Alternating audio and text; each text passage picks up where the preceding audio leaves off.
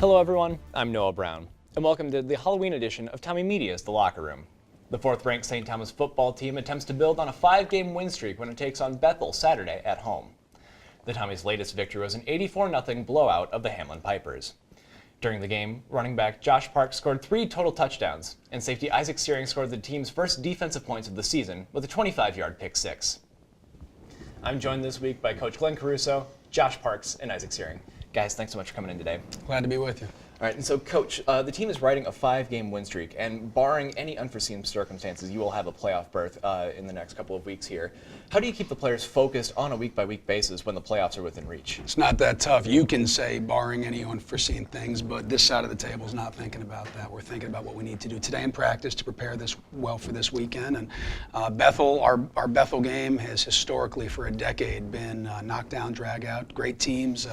Coach Johnson and the staff over there do an unbelievable job. Very athletic group, and that's really not in our thought process right now. Working on Bethel, pretty simple. Okay.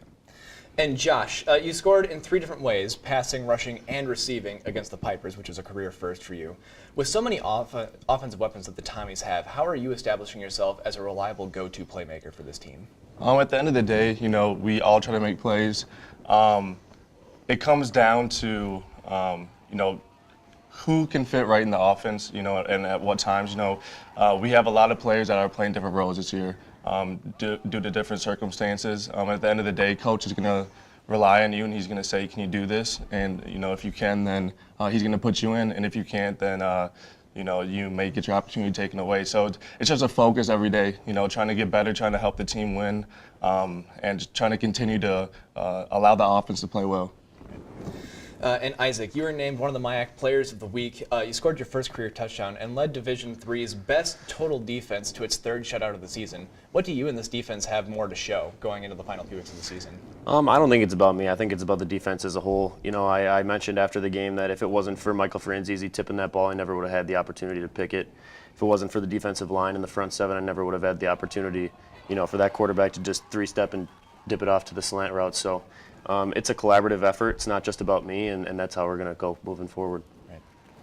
And Coach, a lot of the reserves on the team are able to get significant reps against Hamlin. How does the score in any game affect your coaching, both your personnel and play calling decisions? Well, there's a lot that has to go into it. Score is one of the factors. It's unfortunate in our league we can only travel 60 guys on the road. So that same game last year at home, we were able to play over 100 guys in that game. Wow. That was awesome because they're all dressed, right? But when you only get 60, you play with basically your 1s and 2s, and you get them all in, but it does give them an opportunity to not just get in the game, but also get in a rhythm within the game. So that's important too for the different positions to not just go in for 3 plays and then come out and the next guy going, but have to be relied upon drive after drive and getting that kind of game speed up. Right, and you're using a lot of fullback runs late in the 4th quarter when you're up 84-0. Right. Did the score have any effect on that play call right there? You had a lot of people come in already.